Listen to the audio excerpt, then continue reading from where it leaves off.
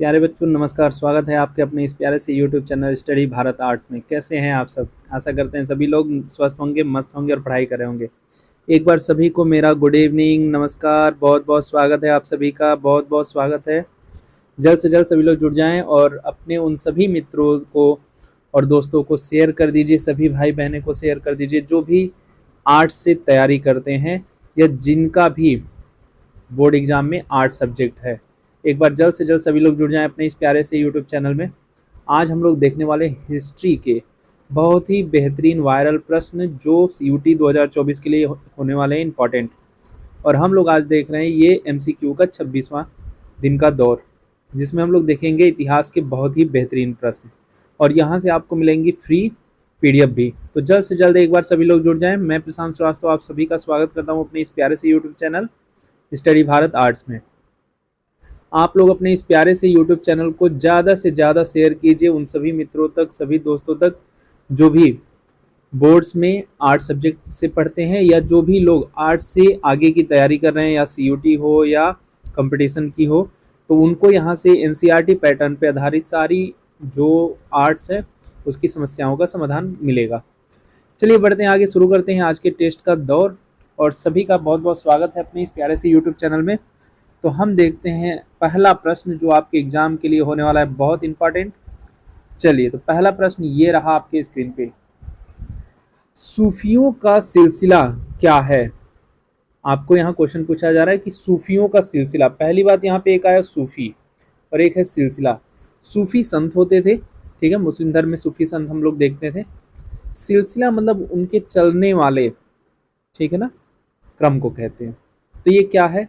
धार्मिक व्यवस्था है, आध्यात्मिक वंशावली है, चेन लिंक कनेक्शन, अक्सर वंश के विभाजन विभिन्न अर्थों में उपयोग किया जाता है, ऊपर के सभी सही है। तो देखेंगे लगभग यहाँ के ऊपर के धार्मिक व्यवस्था है। अभी मैंने आपको बताया सूफी संत किसे कहते थे, मुस्लिम धर्म में जो जैसे वहाँ के प्राइस्ट होते हैं यानी कि पुजारी होते हैं या जो धर्म के बारे में बताते हैं उन्हें सूफी संत कहते हैं।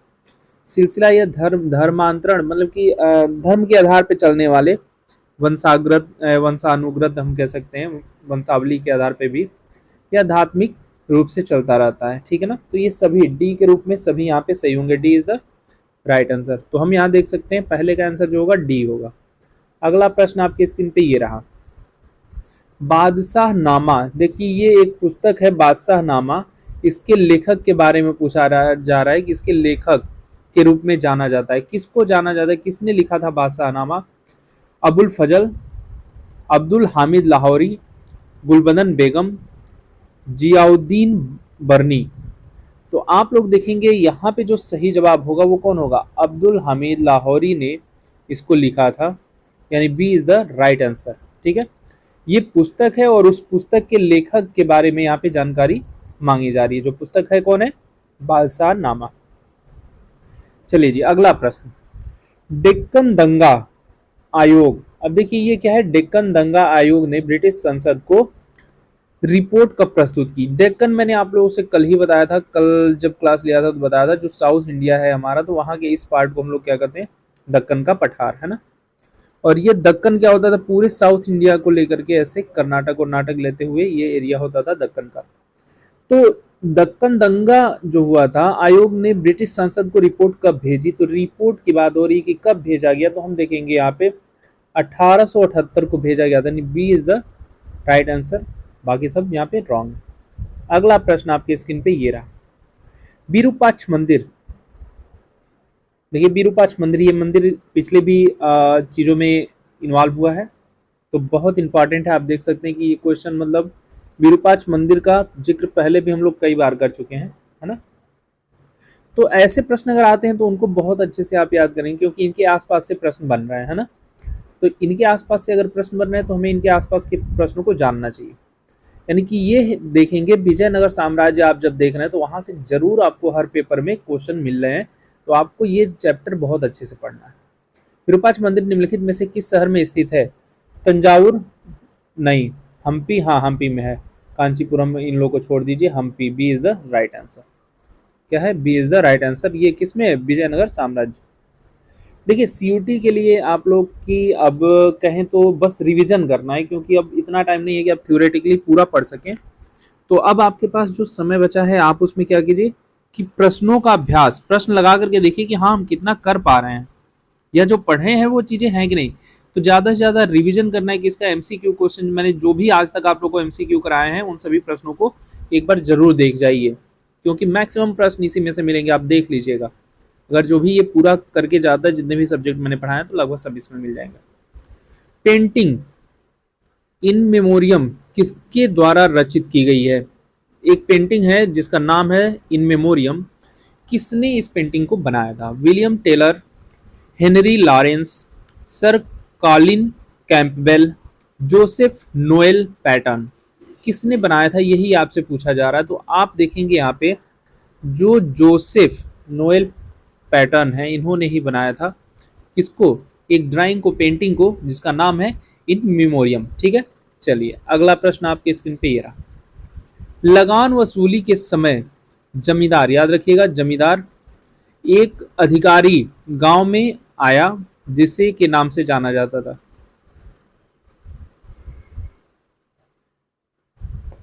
जो अधिकारी आते थे उनको किस नाम से जाना जाता था? अमला, जोतदार, अधियार, दिकुस। अगर हम यहाँ पे बात करें तो उसे किस नाम से जाना जाता था? अमला के नाम से। किससे जाना जाता था? अमला। ए इज द राइट आंसर। ठीक है, ए इज द राइट आंसर, अमला के नाम से जाना जाता था। विद्रोह को मेरठ में विद्रोह की शुरुआत के साथ हुआ कब? देखिए यहाँ विद्रोह की बात की जा रही है कब? 1857। और 1857 को हम लोग प्रथम स्वतंत्रता संग्राम भी कहते हैं, है ना, संग्राम भी माना जाता है। बैरकपुर छावनी से शुरू होता है। लेकिन आपसे यहाँ पूछा जा रहा है कि एग्जैक्ट बताइए कब शुरू हुआ। तो अभी आप लोग देखे होंगे बहुत जल्दी ही बीता है ना। आप लोगों ने देखा होगा कि बहुत जल्दी ही बीता है। तो जल्द ही बीतने में क्या है? हाँ, अगर आप देखें तो जल्द ही कौन सी तारीख बीती है? तो अभी देख रहे हैं इसमें मई, है ना, 10 मई। 11 मई बीती? हाँ, नहीं।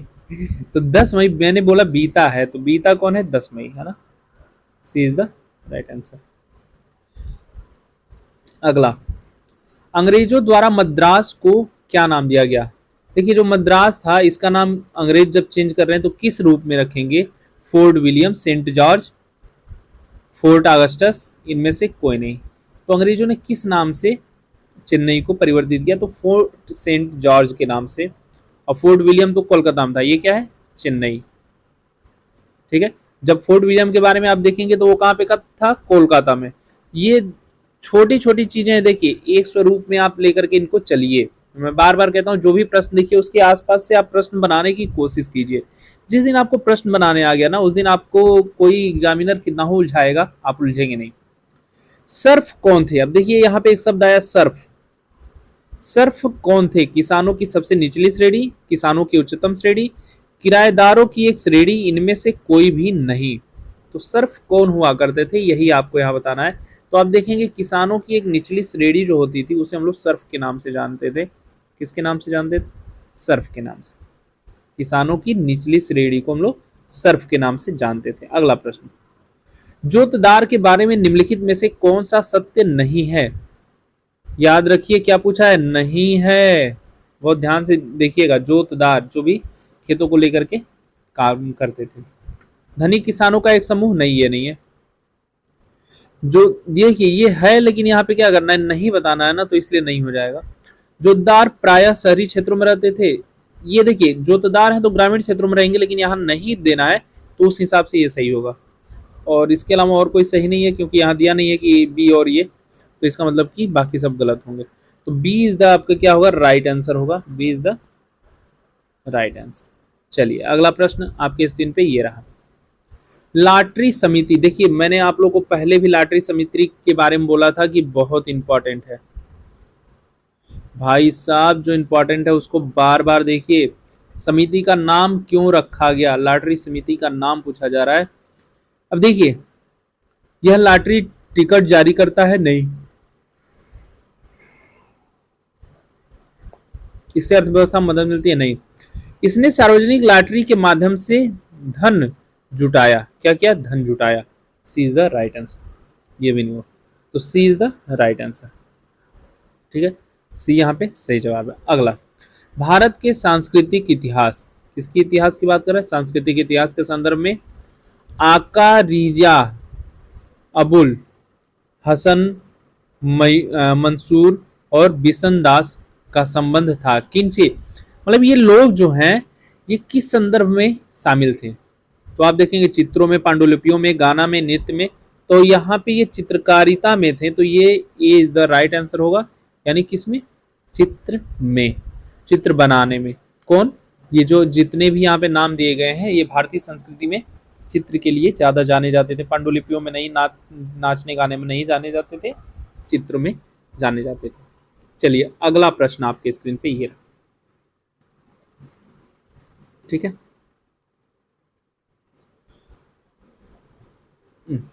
हाँ जी।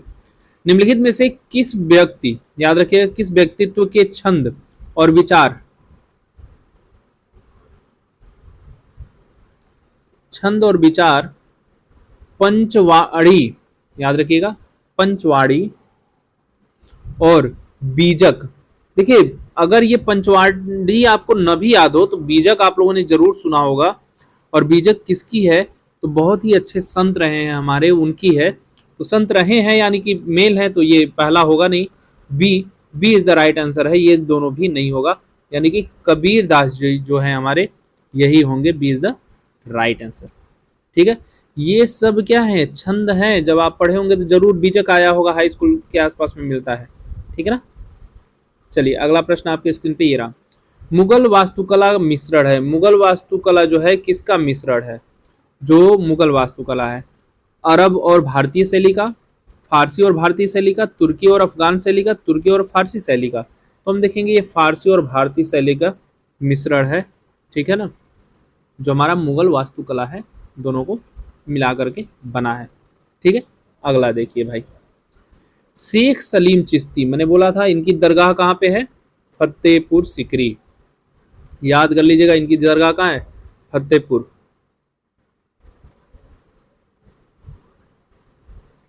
सिकरी। ठीक है, के लिए सफेद संगमरमर के मकबरे का निर्माण किसने करवाया? अब इनका जो वहां पे मकबरा है उसके लिए सफेद संगमरमर का निर्माण किसने करवाया?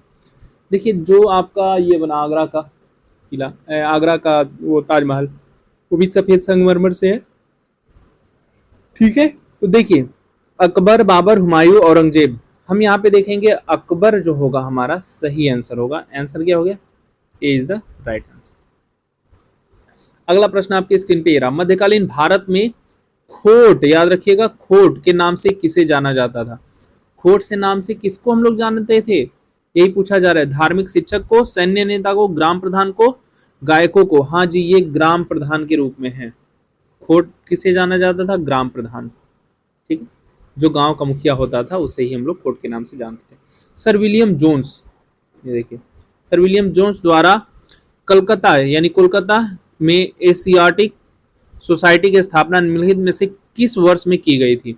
वर्ष पूछा जा रहा है कि कब किया गया था, किसकी जो है आपकी क्या एशियाटिक सोसाइटी की स्थापना। तो आप देखेंगे 20 में नहीं है, 1800 में नहीं है, हाँ 1784 में की गई थी। कब? सी इज द राइट आंसर। ठीक है जी, अगला प्रश्न आपके स्क्रीन पे ये रहा।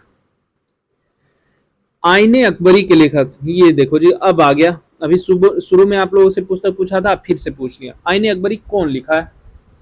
ये तो लगभग सभी लोग जानते हैं। तो अबुल फजल बडौनी, ख्वांड मीर बाबर, ये अबुल फजल जी हैं।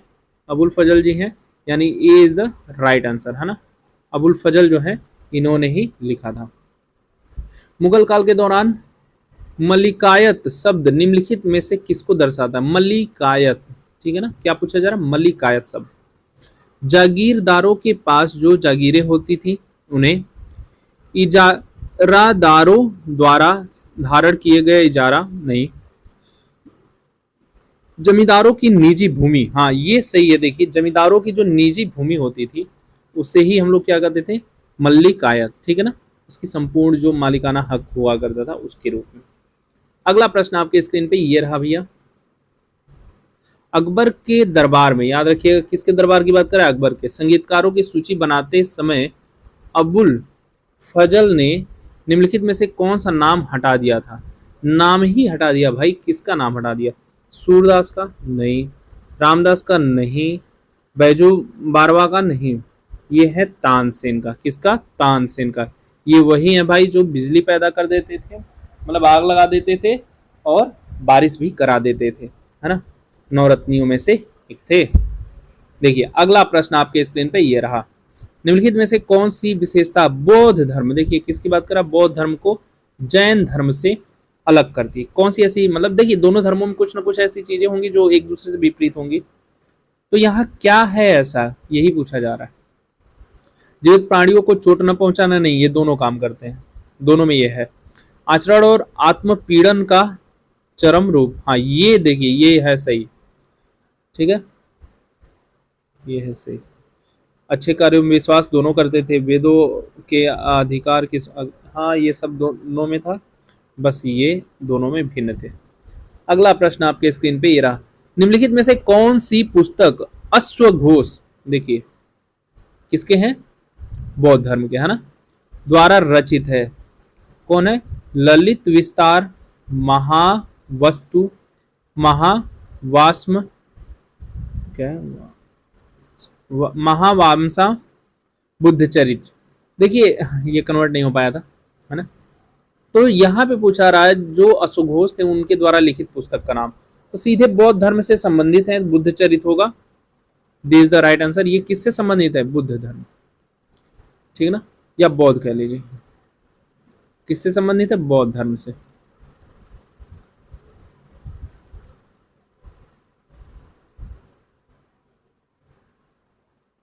बौद्ध धर्म। आगे बढ़ते हैं, अगला प्रश्न आपके स्क्रीन पे रहा, वह स्थान जहां अशोक शिलालेख मिली, वह स्थान जहां पे क्या हुआ, अशोक का शिलालेख मिला, वो कौन सा है? उज्जैन में मिला था, पटना में मिला था, पाटलिपुत्र में, तक्षशिला में, सांची में। तो आप देखेंगे, देखो भाई अगर आप उनके सभी लेखों को देखेंगे तो कई जगह मिले हैं, लेकिन सांची स्तूप जो था इसके पास, इसमें इन चारों में मिले हैं, तो D is the right answer. अगला प्रश्न, झरोखा दर्शन, देखिए ये बहुत अच्छी है, एक प्रथा हुआ करती थी झरोखा दर्शन। जब क्या होते थे, राजा निकलते थे कभी प्रजा के बीच में, तो लोग अपने अपने दरवाजों से देखते थे। शुरू किया था अबुल फजल मोहम्मद, काजिम, औरंगजेब, अकबर, किसने शुरू किया था ये? तो आप देखेंगे अकबर ने शुरू किया था क्या, झरोखा दर्शन, ठीक है, झरोखा दर्शन किसने शुरू किया? अकबर ने। मध्यकालीन समाज के संबंध में निम्नलिखित कथनों पर विचार कीजिए, विचार करना है। पाही कास्ता अस्थायी रूप से गांवों में रहते थे, खुद कास्ता और पाही कास्ता ने अनुबंध के आधार पर भूमि पर खेती की, नीचे दिए विकल्पों में से कौन सही है? केवल एक, केवल दो, एक और दो दोनों, इनमें से हो सकता है कोई भी सही ना हो, तो बताना है आपको। तो देखिए अगर यहाँ पे बात करेंगे कि सही है कि नहीं, तो यहाँ पे सही बात है, इनमें से कोई सही नहीं है, D is the right answer, है ना, D is the right answer, जी सही है भैया। चलो आगे बढ़ते हैं, अगला प्रश्न आपकी स्क्रीन पे ये रहा, लो जी आगे आप लोग का मोटिवेशनल लाइन, और आज मैंने चेंज नहीं किया था, समय ना लगाओ ये तय करने में कि आपको क्या करना है, नहीं तो समय ये तय करेगा कि आपका क्या करना है। यानी कि जैसे कुछ लोग होते हैं ना कि पढ़ाई को टालते रहते हैं, भैया टालना नहीं है, टालना बिल्कुल नहीं है, क्योंकि एग्जाम्स आएंगे और आप टालते रहोगे कि अरे एग्जाम आने दो तब पढ़ेंगे, एग्जाम आने दो तब पढ़ेंगे, और जब एग्जाम आता है ना तो वास्तव में इतना प्रेशर होता है बच्चों के ऊपर कि ये भी पढ़ना है, वो भी पढ़ना है, अभी तो मैंने ये चैप्टर देखा ही नहीं, अभी तो ऐसा किया ही नहीं, तो प्रेशर में और कम हो पाता है। और जो साल भर पढ़ता रहता है उसको प्रेशर नहीं रहता, क्योंकि वो जानता है कि मैंने तो सब पढ़ ही लिया है, बस एक बार रिवीजन करना है, तो चलो कभी भी कर लेंगे। तो वही चीज़ आपके अंदर होनी चाहिए कि समय पे सारी चीज़ें फिक्स करो और करो, क्योंकि अगर वो समय चला जाएगा ना तो फिर आप नहीं कुछ कर पाओगे, लेकिन सामने वाला कर देगा, ठीक है। चलो जी बढ़ते हैं आगे, हंसते रहिए, मुस्कुराते रहिए और आगे बढ़ते रहिए। अगला प्रश्न, मेगास्थनीज मेगास्थनीज, डाइमचस और डायोनिसियस इतिहासकार थे। ये देखिए, ये तीनों लोग क्या हैं, इतिहासकार हैं, जिन्होंने मौर्य दरबार में राजदूत की सेवा की, जिन्होंने मौर्य कालीन दरबार में आकर के अपनी सेवाएं दी हैं राजदूत के रूप में, यानी एम्बेसडर के रूप में दूसरे जगह से। अब देखिए, इसमें पूछा ये लोग हैं कहाँ के, मतलब आए कहाँ से थे, फ्रेंच से, रोमन से, अंग्रेज से या यूनान से। तो आप देखेंगे ये सभी यूनानी थे। क्या थे? यूनानी, यानी कि यूनान से आए थे, जो आपका डी सही होगा। फ्रेंच नहीं है, रोमन नहीं है, अंग्रेज नहीं है, ये है कौन? यूनानी। अगला प्रश्न आपके स्क्रीन पे ये रहा, सिंधु घाटी सभ्यता का मुख्य विशेषता। सिंधु घाटी सभ्यता की मुख्य विशेषता क्या थी? स्नानागार, वास्तुकला, शिल्प, नगर नियोजन। देखिए, तो अगर देखा जाए तो वहाँ नगर नियोजन बहुत अच्छा था। जब अगर आप लोग पढ़े होंगे इंडस वैली सिविलाइजेशन, तो आप देखे होंगे कि जो भी रास्ते थे एकदम ऐसे ग्रिड लाइनों की तरह वहाँ पे व्यवस्थाएं की गई थी नगर नियोजन की, है ना। तो यहाँ क्या होगा? A is the right answer, A is the right answer. नगर नियोजन बहुत अच्छा था। 28वां, निम्नलिखित में से किसने शक राजा, याद रखिएगा, किसने शक राजा नहपान को हराया और सातवाहन शक्ति का पुनर्जीवित किया? ऐसे देखिए, शक खत्म हो रहे हैं, सातवाहन शुरू हो रहे हैं। सातवाहन के मतलब हम अगर देखें संस्थापक कौन है, यही पूछा जा रहा है, सीधे सिंपल शब्दों में समझो। सातवाहन के तो गौतमी पुत्र सातकर्णी जो थे, यही क्या थे? सातवाहनों के लिए शुरू शुरू में इन्होंने ही बेस तैयार किया है। ठीक, अगला प्रश्न, रेशम मार्ग को नियंत्रित करने वाले शासकों में सबसे प्रसिद्ध शासक कौन था? रेशम मार्ग जो चीन, है ना, होकर के जाती थी। तो आप देखेंगे इस मार्ग से नियंत्रण करने वाले शासकों में सबसे हम कह लें प्रसिद्ध कौन था? तो मुगलों के द्वारा नहीं, सातवाहनों के द्वारा नहीं, मौर्य के द्वारा नहीं, कुषाण बहुत उस शासन में, मतलब कि कुषाण लोग जो थे वो बहुत निपुण थे इनमें। ठीक है, अगला प्रश्न, निम्नलिखित में से कौन सा शब्द उत्तर वैदिक संस्कृति से संबंधित है? किससे? उत्तर वैदिक संस्कृति से संबंधित है। पुरोहित, सेनानी, राजकस या ग्रामीण। नीचे दिए गए कोड में से चुनना है। केवल एक और तीन सही है, केवल 1 2 4 सही है, 2 3 सही है, 2 3 4 सही है। इनमें से कौन सा सही है ये आपको बताना है। तो अपने आंसर यहाँ देख सकते हैं कि जो हमारा क्या है, पहला है, दूसरा है और चौथा है, ये राजुकस नहीं होता है। ठीक है, तो हमारा B is the right answer. ठीक है, अगला प्रश्न आपके स्क्रीन पे ये रहा भैया, अशोक द्वारा प्रचारित धम्म, याद रखिएगा, प्रचारित धम्म किसके द्वारा? अशोक का धम्म आप लोग सुने होंगे, से संबंधित था बौद्ध धर्म के सिद्धांत से। अशोक ने जब बौद्ध धर्म अपनाया तो अपने पिछले आपने लेक्चर में देखा था, अपने बेटे को वो भेज रहा है किसके लिए? शिक्षा के लिए, बौद्ध धर्म की शिक्षा के लिए। दूसरी चीजें, अशोक के धम्म में क्या था? देखिए, बौद्ध धर्म के सिद्धांत थे नहीं, आजीविकों और चारवाकों के दर्शन के मिश्रण नहीं, उस समय के अधिकांश संप्रदायों के सिद्धांतों के अनुसरण की नैतिक प्रणाली, हाँ ये थी भैया राज्य धार्मिक नीति में। ये सी इज द राइट आंसर। जो उस समय अच्छी अच्छी चीजें थी सबको इंक्लूड किया गया था उसमें। अगला, मौर्य काल में सीता, सीता का अर्थ क्या है? ये किसकी बात कर रहा है? मौर्य काल की बात कर रहा है। ठीक है, तो मौर्य काल में सीता किसके लिए प्रयोग किया जाता था, यही आपसे पूछा जा रहा है। तो देवी के लिए, एक धार्मिक संप्रदाय, मुकुट भूमि से राजस्व, बंजर भूमि। हाँ, तो ये मुकुट भूमि से राजस्व जो होता है, इसे ही हम लोग किस रूप में लेते थे? सीता के रूप में लेते थे। आगे 33वां प्रश्न आपके स्क्रीन पे ये रहा भैया, कौन सा महाजनपद, देखिए महाजनपद पूछ रहा है कब? 6ठी शताब्दी, 6ठी शताब्दी ईसा पूर्व कितने हमारे पास महाजनपद थे? 16 महाजनपद। ठीक है, आप लोग इन लोगों को याद किए होंगे, अंगवंती, अस्मक, है ना, काशी, कौशल, कुरु, कंबोज, वत्स, मल्लम, ये सब सारी चीज़ें आप लोग, अंगवंती, अस्मक, ये सब याद किए होंगे। चलिए, कौन सा महाजनपद सबसे महत्वपूर्ण महाजनपद माना जाता था? अब इन सभी में से सबसे महत्वपूर्ण कौन हुआ करता था? कौशल, मगध, वत्स या अवंती? तो आप देखेंगे जो हमारा मगध है, ठीक है ना, चंद्रगुप्त मौर्य के टाइम से बहुत विशाल हुआ करता था, तो मगध हमारा क्या होता था? सबसे वहां पे महाजनपदों में सबसे महत्वपूर्ण माना जाता था। ठीक है, अगला प्रश्न आपकी स्क्रीन पे ये रहा भैया, सिंधु घाटी सभ्यता के लोग थे, सिंधु घाटी सभ्यता के लोग, लोग के बाद यहाँ पे फिल इन द ब्लैंक्स होगा,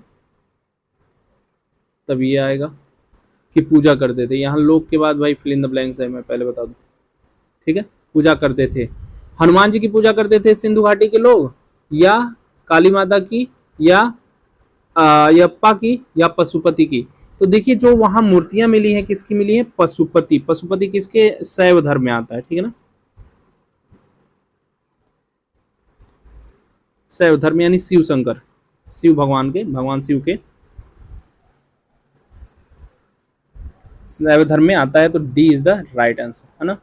वहां हनुमान जी की थोड़ी मूर्ति मिली थी, काली जी की नहीं मिली थी, या की नहीं मिली थी, शैव धर्म की मिली थी, यानी पशुपति की मिली थी। पशुपति किसके अंतर्गत आते हैं, शैव धर्म के अंतर्गत आते हैं। तो प्यारे बच्चों लाइक कीजिए, शेयर कीजिए, सब्सक्राइब कीजिए अपने इस प्यारे चैनल को, लाइक जरूर किया कीजिए, एक बार सभी लोग लाइक जरूर कर दीजिए अपने इस प्यारे से यूट्यूब चैनल को। हम यहाँ देख रहे थे CUT एग्जामिनेशन के लिए 2024 के लिए इतिहास के बहुत ही महत्वपूर्ण 30+ प्रश्नों को हम लोगों ने देखा, और जो आज हम लोग देख रहे हैं 26वें दिन इस CUT के सीरीज में। तो सोचिए अगर 26 दिन में आपको रोज अगर 25 प्रश्न भी मिले हों तो काफ़ी प्रश्न आपके लिए हो जा रहे हैं आर्ट्स के। इन सभी प्रश्नों को एक बार जरूर आप लोग रिवाइज कीजिए, आपके एग्जाम में बहुत ही ज़्यादा हेल्प मिलेगा। आप लोग अपने इस प्यारे से YouTube channel study Bharat arts को ज़्यादा से ज़्यादा शेयर कीजिए उन सभी मित्रों दोस्तों तक जो भी लोग आपके दोस्त हैं, जो भी मित्र हैं आर्ट्स से तैयारी करते हैं या आर्ट्स की पढ़ाई करते हैं। साथ ही अगर किसी को भी PDF डाउनलोड करने में दिक्कत हो रही है या कहीं से भी PDF नहीं ले पा रहे हैं तो फ्री में, बिल्कुल फ्री में, यानी कि एकदम free of cost quality content वाली PDF आप डाउनलोड कर सकते हैं। हमारे टेलीग्राम चैनल जो है स्टडी भारत आर्ट्स, यहाँ से आप देख सकते हैं कि ये PDF पड़े हुए हैं, इन PDF को आप फ्री में डाउनलोड कर सकते हैं। ये सभी के लिए है, जो भी लेक्चर आपको पढ़ाए जाते हैं इन सभी के PDF वहाँ पे अवेलेबल हैं। तो सभी लोग स्वस्थ रहिएगा, मस्त रहिएगा, पढ़ते रहिएगा और CUT के सभी प्रश्नों को रिवाइज जरूर कीजिए। मिलते हैं आपसे अगले लेक्चर में, तब तक के लिए नमस्कार, जय हिंद, शुभ रात्रि।